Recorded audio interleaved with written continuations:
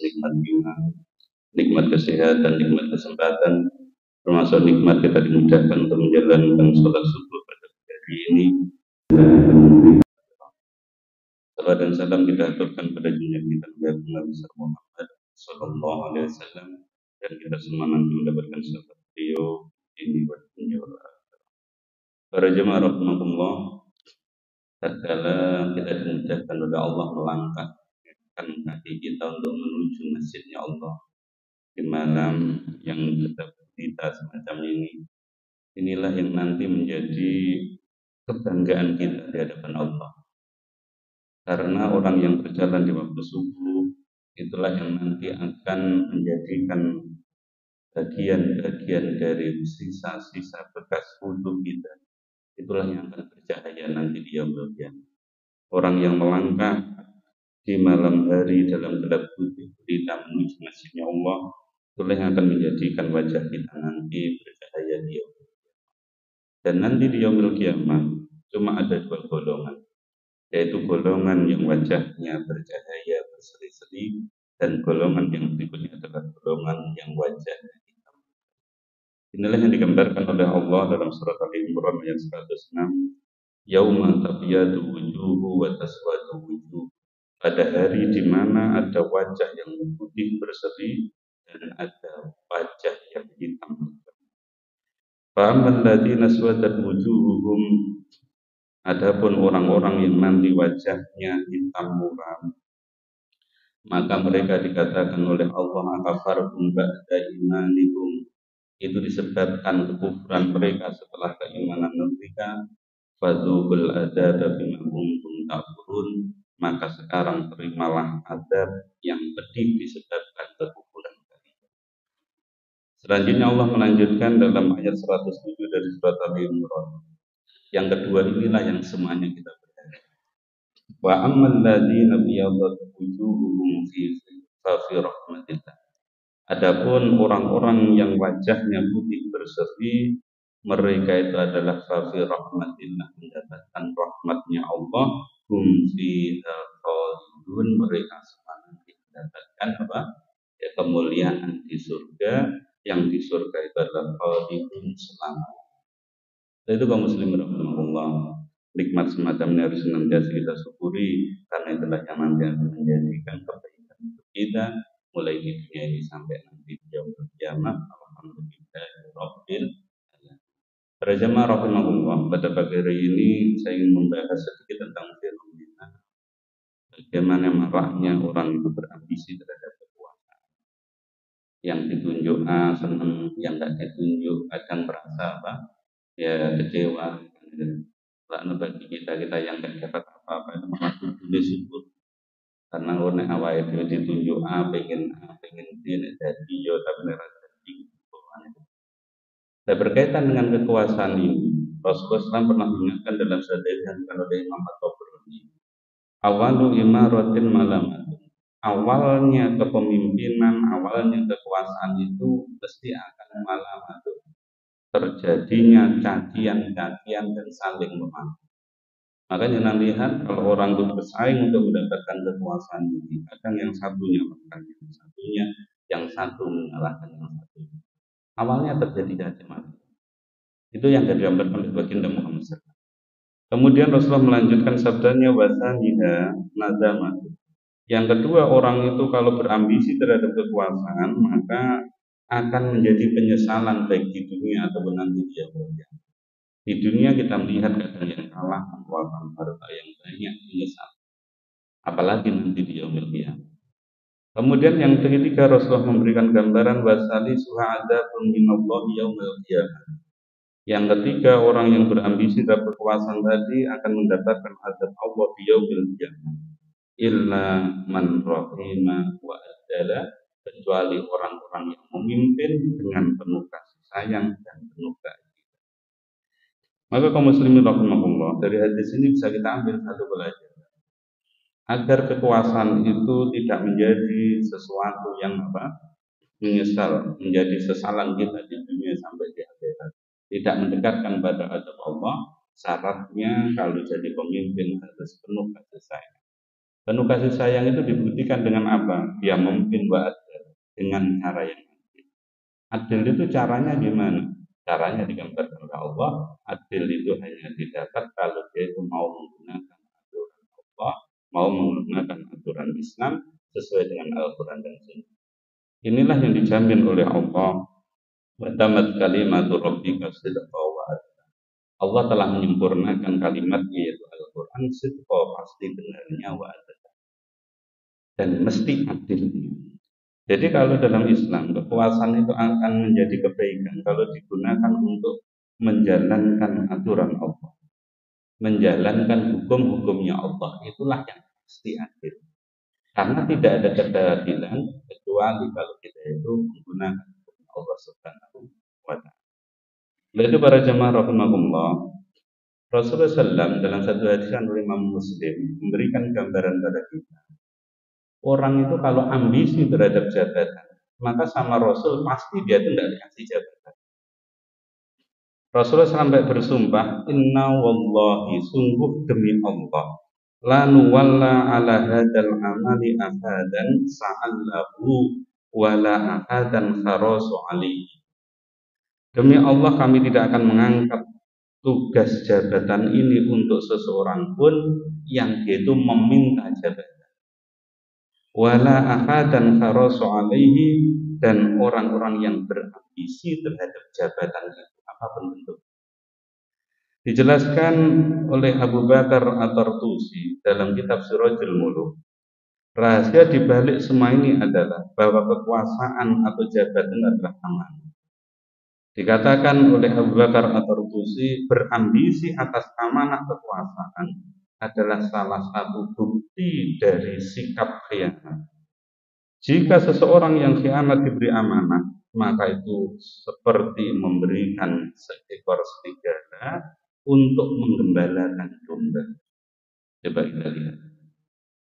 Jadi orang yang meminta jabatan, orang yang berambisi pada jabatan, dikatakan oleh para ulama, ibaratnya seperti dia itu seekor serigala yang disuruh menggembalakan domba. Apa? Ya mesti akan dimakan dombanya. Maka Rasulullah SAW tidak akan pernah memberikan jabatan apapun itu kepada orang yang berambisi terhadap kekuasaan tadi. Lalu kaum muslimin rahimahullah, bahkan digambarkan oleh tadi Abu Bakar atau Susi itu adalah orang yang berambisi itu sebenarnya dia itu punya sifat khianat. Nah kalau dia itu berambisi berarti bukan berasal dari dorongan kebaikan, tapi yang muncul hawa nafsu. Hawa nafsu itu adalah dorongan setan, maka sifat setan telah mesti. Lalu itu para jamaah rahimahullah. Ada satu kejadian, baginda Muhammad SAW pernah dimintai oleh salah seorang sahabat yang bernama Abu Dzar Al-Ghifari. Sahabat Abu Dzar Al-Ghifari adalah salah seorang sahabat yang dia itu masuk Islam awal-awal di kota Mekah. Setelah masuk Islam, sahabat Abu Bakar itu membuktikan keislamannya dengan mengikrarkan syahadat di depan Ka'bah. Akhirnya sahabat Abu Bakar dipukuli, diselamatkan oleh Sayyidina Abu Bakar sampai semaput. Dia lagi tidak membuktikan keislamannya, dipukuli orang Quraisy sampai semaput, sampai berulang 3 kali. Setelah 3 kali dari Rasulullah memerintahkan kepada sahabat Abu Bakar, cukup ya Abu Bakar, kamu telah membuktikan keimanan.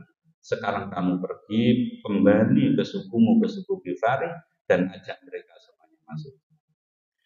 Akhirnya sahabat Abu Dzar Al-Ghifari tatkala baginda Muhammad SAW sudah hijrah di Madinah, Rasulullah menjadi pemimpin di Madinah, maka datanglah Abu Dzar Al-Ghifari dengan seluruh kaumnya. Sampai dikira oleh Rasulullah dan para sahabat ini ada pasukan yang mau mengepung kota Madinah. Tapi ternyata setelah dekat, orang-orang yang jumlahnya banyak tadi, suku Ghifari tadi yang sowan pada Rasulullah tadi, ternyata dipimpin oleh sahabat Abu Dzar. Maka Rasulullah bertanya, wahai Abu Dzar, siapa mereka? Ya Rasulullah, inilah seluruh kaumku yang sekarang sudah masuk. Itulah hebatnya sahabat Abu Dzar. Sampai dalam satu hadis yang lain Rasulullah sampai memberikan gambaran kepada sahabat Abu Dzar Al-Ghifari, wahai Abu Dzar, kamu nanti masuk Islam sendirian.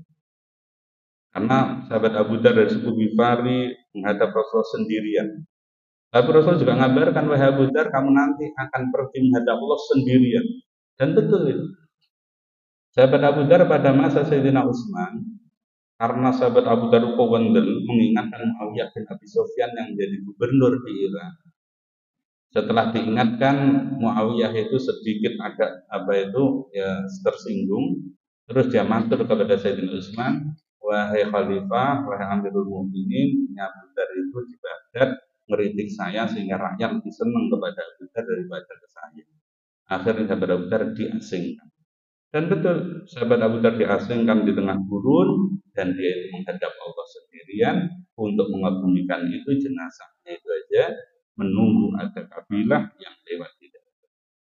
Itulah hebatnya sahabat Abu Dar Al-Ghifari. Tapi tatkala sahabat Abu Dar Al-Ghifari digambarkan dalam hadis Imam Muslim, tatkala minta jabatan pada Rasulullah. Apa jawaban Rasulullah? Ya Abu Dar, wahai Abu Dar, inna qadhaifun, sesungguhnya kamu lemah dalam urusan kepemimpinan. Sahabat Abu Dar bukan lemah dalam masalah iman, bukan lemah dalam masalah apa? Ya Islam. Tapi yang dikatakan Rasulullah, ya Abu Dar, inna qadhaifun, kamu itu lemah dalam urusan kepemimpinan yang kamu ingin jadi pemimpin. Wa innaha amanatun, dan sungguhnya jabatan itu amanah. Wa innaha yaumal qiyamati khisyun wa nadamatun, ingatlah yang namanya jabatan itu nanti di yaumul qiyamah itu akan menjadi hinaan dan sesalan kalian. Illa man akhadha bil haqqiha, kecuali bagi orang yang mendapatkan jabatan tadi sesuai dengan haknya, dengan cara yang benar.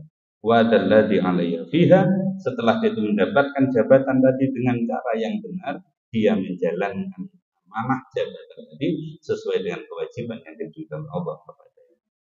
Maka muslimin rahimahullah, gambaran ini bisa memberikan pelajaran penting bagi kita. Memang dalam Islam jabatan itu penting. Tapi dalam Islam orang yang mengemban jabatan tadi tidak boleh orang yang berambisi, orang yang dia itu meminta jabatan. Karena ini sangat berbahaya. Lalu itu bagaimana agar jabatan dalam Islam itu menjadi keberkahan, agar jabatan dalam Islam itu mendapatkan kebaikan di dunia sampai nanti di yaumul qiyamah. Maka diterangkan oleh para ulama, yang pertama yang harus dipahami bahwa jabatan di dalam Islam itu adalah sesuatu yang berkaitan dengan. Jadi agar jabatan itu berkah, difahami bahwa jabatan itu amanah yang kelak akan dimintai pertanggungjawaban di hadapan Allah Subhanahu wa Ta'ala. Maka karena ini amanah, maka seseorang yang dikasih amanah jabatan tadi harus paham betul ini hakikat dari Allah. Saya harus menjalankan kekuasaan tadi untuk menjalankan perintah. Walaupun sekarang ini fenomena di akhir zaman, kadang orang itu mendapatkan jabatan karena merasa karena lobbynya, dia merasa karena uangnya, dia merasa karena kekuatan masanya. Tapi kita bisa lihat, kalau Allah tidak mengizinkan, walaupun lobbynya hebat, walaupun uangnya banyak, ya kadang tetap tidak dapat jabatan. Karena hakikatnya jabatan itu amanah yang diberikan oleh Allah kepada orang-orang yang ditunjuk. Maka dia harus merasa jabatan karena amanah dari Allah. Maka seperti pesan baginda Muhammad SAW kepada Abu Dar tadi, illa man akhadha bi haqqiha, dia harus mendapatkan amanah dengan cara yang benar. Wa adalladhi alaihi fiha, terus dia jalankan amanah itu sesuai dengan kewajiban yang diperintahkan Allah kepada dia. Maka kalau dia itu punya jabatan, jalankan untuk menjalankan hukum Allah, menjalankan aturan Allah, itulah yang akan menjadikan jabatan sebagaimana jabatan yang dulu diemban oleh sahabat Abu Bakar As-Siddiq, para khulafaur. Dan kita bisa melihat pada saat dipilihnya sahabat Abu Bakar As-Siddiq sebagai khalifatul Rasul, sebagai penggantinya Rasul, itu kita lihat sebenarnya ada satu pelajaran yang bisa diambil. Rasulullah SAW itu dipanggil menghadap Allah Azza wa Jalla itu hari Senin pagi. Tapi setelah dipanggilnya Rasulullah SAW menghadap Allah, para sahabat Ansor dan sahabat Muhajirin kumpul di Saqifah Bani Sa'adah. Di situ mereka itu merembuk masalah ini, masalah kepemimpinan. Ada yang dari orang Ansor pengen harusnya ini yang mengemban jabatan kekuasaan ini. Dari Muhajirin karena merasa masuk Islam pertama, mungkin ini dari kamu. Bahkan di situ digambarkan dalam kitab surah sampai para sahabat Muhajirin dan Ansor ada yang mengangkat pedang. Tapi pada saat itu mulai Senin siang sampai malam Selasa sampai Senin pagi, sampai Selasa pagi, sampai Selasa siang, sampai Selasa sore belum terpilih. Karena masih apa terjadi dialog yang keras di antara orang Ansor dan orang Muhajirin. Baru pada situ muncul Sayyidina Umar. Sayyidina Umar itu datang, loh sampean itu loh kok bingung milih pemimpin. Wong di antara kalian di tengah kalian itu masih ada Sayyidina Abu Bakar. Siapa yang ditunjuk untuk Rasul untuk mendampingi Rasul hijrah dari Mekah ke Madinah? Tanpa hijrahnya Rasulullah dari Mekah ke Madinah, tidak mungkin Rasulullah jadi pemimpin. Siapa yang kemarin ditunjuk oleh Rasulullah SAW untuk menjadi imam sholat subuh tatkala Rasulullah SAW sudah tidak kuat imam sholat subuh? Sahabat Abu Bakar. Baru pada saat itu seluruh sahabat Ansar baru apa? Sudah tersadar. Loh kenapa kita rebutan jabatan ini? Wong di tengah kita masih ada Sayyidina Abu Bakar dan seluruh ulama dan sahabat dia adalah orang terbaik setelah baginda Muhammad SAW. Baru malam Rabu setelah waktu sholat maghrib dibaiatlah Sayyidina Abu Bakar untuk menjadi pemimpin menggantikan Rasulullah SAW. Berarti ini kita bisa lihat yang terpilih dalam proses pemilihan Sayyidina Abu Bakar itu adalah ya yang nggak ambisi. Sayyidina Abu Bakar sudah tidak melu apa rebutan. Terus tatkala diajukan Sayyidina Abu Bakar karena gak perlu rebutan, gak berambisi, maka itulah disepakati. Dan terpilih Sayyidina Abu Bakar pada malam Rabu setelah sholat maghrib, dan setelah itulah baru para sahabat itu mengagumikan baginda Muhammad SAW. Padahal para sahabat orang yang paling paham tentang agama ini, dia ngerti betul.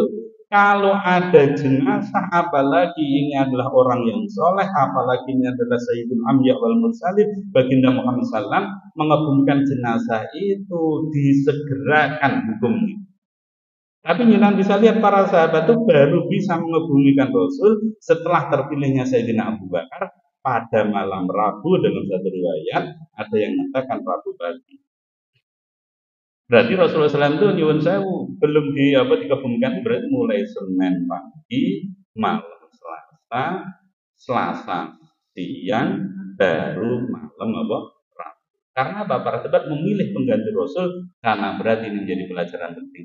Adanya pemimpin yang menjalankan aturan Allah itu sangat penting. Dibuktikan seluruh para sahabat telah bersepakat, seluruh sahabat telah isma, dia menunda pengepungan baginda Muhammad SAW. Dia lebih utama memilih pengganti Rasul dalam urusan kepemimpinan. Tapi yang dipilih siapa? Tadi pelajaran yang tidak ambisi, yaitu Sayyidina Abu Bakar. Yang kedua, kaum muslimin rahimakumullah, jabatan itu agar menjadi kebaikan, yang pertama harus dianggap amanahnya dari Allah. Yang kedua, jabatan itu harus dipegang oleh orang yang punya kemampuan, memiliki kudrah. Kalau sekarang bahasanya jabatan itu harus diambil atau dipegang oleh orang yang profesional.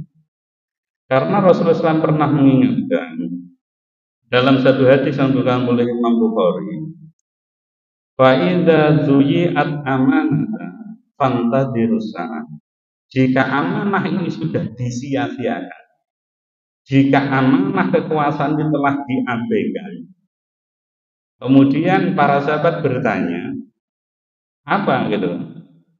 Rasulullah SAW mengatakan fantadhiru sa'ah, tunggulah nanti gitu di hari kiamat. Kemudian para sahabat bertanya, qala kaifa idha'atuha, ya Rasulullah bagaimana amanah itu disia-siakan? Qala, kemudian Rasulullah SAW bersabda, idza wusidal umuru ila ghairi ahli. Yang disebut dengan menyanyiakan amanah itu apabila jabatan tadi diemban oleh orang yang bukan ahlinya. Fantadhirus sa'ah, maka tunggulah jabatan tadi akan kalian bertanggung jawab yaumul qiyamah akan menjadi bagian. Jadi kalau orang yang megang jabatan ini, mulai yang kecil sampai yang terbesar, kalau dia itu bukan ahlinya, maka ini akan mengantarkan kepada kehancuran baik di dunia maupun nanti di yaumul qiyamah. Yang berikutnya digambarkan oleh para ulama, agar jabatan itu menjadi kebaikan. Ciri-ciri pemimpin yang baik itu digambarkan dalam hadis itu, cirinya adalah apabila dia itu memiliki pembantu-pembantu yang jujur. memiliki pembantu-pembantu yang berani mengingatkan pemimpin tadi. Inilah yang pernah disabdakan oleh baginda Muhammad SAW dalam hadis Imam Abu Dawud. Rasulullah SAW pernah bersabda, "Idza aradallahu bi amiri khairan." Jika Allah menghendaki kebaikan kepada seorang pemimpin, ja'alallahu waziran sidqin, akan dijadikan para pemimpin yang dikehendaki oleh Allah tadi para waziran sidqin, para pembantu-pembantu yang jujur. Kemudian Rasulullah SAW melanjutkan sabdanya, wa inna nasiya dzakarahu wa in dzakaraha a'anna. Ciri pembantu yang jujur tadi, ciri pemimpin yang mendapatkan kebaikan dari Allah itu jika dia lupa pembantunya tadi mengingatkan. Jadi wazir yang baik itu menandakan pemimpinnya itu baik, pembantunya baik maka pemimpin itu baik. Nah, ciri pembantu baik apa? Apabila pemimpin tadi lupa diingatkan. Lalu Sayyidina Umar tatkala terpilih setelah wafatnya Sayyidina Abu Bakar menjadi pemimpin, maka Sayyidina Umar pada saat pidato pengangkatan dia menjadi seorang khalifah pengganti Sayyidina Abu Bakar apa? Ya dia tuh khawatir. Jangan-jangan kalau saya jadi khalifah tidak ada yang berani ingatkan saya, karena Abu Bakar itu Sayyidina Umar kan gitu orangnya tegas, orangnya kuat, pinter, bulat, pinter, gelut. Dikiranya nanti kalau Sayyidina Umar itu menjadi khalifah tidak ada yang berani mengingatkan. Maka berdirilah satu orang dari sahabat dengan menghunus pedangnya, wahai Amirul Mukminin, wahai Khalifatul Rasul, kalau kamu sampai bersalah maka pedangku ini yang akan menebas leher. Tatkala Sayyidina Umar ada seorang sahabat yang berani mengingatkan tadi apa perkataan Sayyidina Umar, alhamdulillahirabbil alamin, mengucap syukur kepada Allah. Kira-kira awake dhewe diangkat jadi pemimpin wis cilik-cilikan. Oh, cocok ora wani ngelingan. Terus awake dhewe ono berarti dicedak ning awake dhewe, kira-kira awake dhewe nesu napa alhamdulillah. Itu kok aneh lagi. Tapi pemimpin yang baik itu gitu, punya pembantu yang baik. Pembantu yang baik itu nek salah itu dilingnya malah senang. Pembantu yang baik itu berani mengingatkan apa itu pemimpinnya yang salah tadi. Ya kayak dulu para sahabat. Kenapa dulu Khulafaur Rasyidin kuat? Karena di sekeliling mereka itu sahabat-sahabat itu yang mulia, yang berani mengingatkan kalau pemimpinnya itu salah. Kemudian Rasulullah SAW melanjutkan sabdanya, wa idza arada bihi ghairu dzalika. Dan apabila Allah menghendaki pemimpin itu yang sebaliknya itu pemimpin yang jelek, ja'alallahu waziran su'in, maka dijadikan oleh Allah pembantunya itu adalah waziran su'in, pembantu yang jelek. Pembantu yang jelek itu kayak apa? Inna nasya lam yadakar. Apabila dia lupa gak belum ngelingno pembantunya tadi. Apabila dieling nih malah nesu. Itu berarti ciri pemimpin yang jelek yang digambarkan oleh baginda Muhammad sallallahu alaihi wasallam. Terus yang berikutnya kaum muslimin rahimahullah, agar jabatan itu menjadi kebaikan bagi seluruh umat manusia, Islam menjadikan jabatan itu di tangan penguasa adalah untuk mengurusi rakyat. Bukan malah dia itu memperbudak rakyat. Karena pemimpin dalam Islam, al-imamu khadimul qaum, pemimpin itu adalah pelayannya rakyat. Maka agar seorang pemimpin itu mendapatkan keberkahan, mendapatkan kebaikan sebenarnya dulu para khulafaur rasyidin, maka dia harus paham betul jabatan itu adalah berkaitan dengan melayani kepentingan rakyat. Dan itu dibuktikan oleh Sayyidina Umar. Sayyidina Umar itu tidak bisa tidur kecuali seluruh penduduk Madinah itu dipastikan makan semua. Maka Sayyidina Umar itu keliling dari pintu ke pintu untuk mencari orang yang belum tidur dan ditanya kalau dia itu belum makan, maka akan diambilkan makanan dari Baitul. Sayyidina Umar itu mundak gandum itu gitu, diberikan kepada penduduk Madinah yang belum makan atau berkeluaran ya makan. Itu setiap malam. Baru kalau dia sudah keliling kota Madinah, dia itu baru bisa sehari. Itulah Sayyidina Umar melayani rakyat. Maka kaum muslimin rahimahullah, inilah yang diperintahkan oleh baginda Muhammad SAW berkaitan seorang pemimpin adalah pelayan rakyatnya, digambarkan dalam hadis Imam Bukhari Imam Muslim, al-imamur ra'in wa huwa mas'ulun an ra'iyatihi. Pemimpin itu adalah pengurus rakyatnya.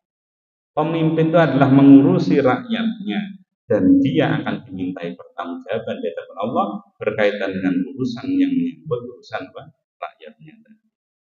Maka kaum muslimin rahimakumullah, kalau orang itu jadi pemimpin, terus dia itu malah tidak ngurusi rakyatnya, maka inilah kekuasaannya.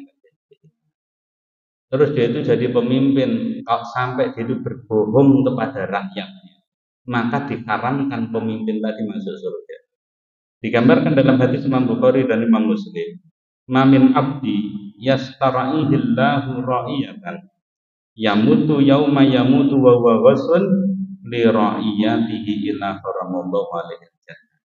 Tidaklah seorang hamba yang telah Allah amanai kekuasaan untuk mengurus rakyatnya, terus dia mati, terus matinya itu dalam keadaan ghasun, dalam keadaan itu menipu li ra'iyatihi terhadap rakyatnya, illa haramallahu alaihi jannah, sungguh akan diharamkan yaitu masuk ke surga. Kurang lebihnya maaf kita akhiri. Wassalamualaikum warahmatullahi wabarakatuh.